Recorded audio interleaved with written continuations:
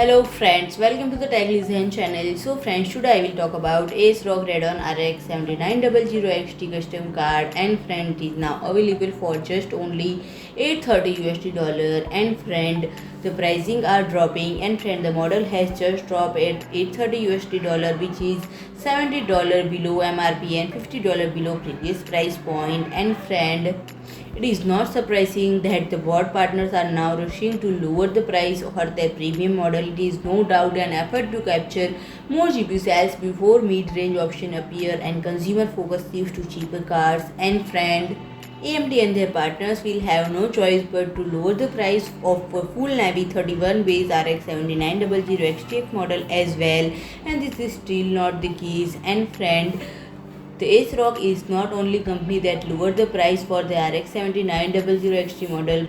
One can now also find XFX Pistol Mug 310 Black. And friend, if you like my video, please do like, share and comment, and don't forget to subscribe my channel and press the bell icon.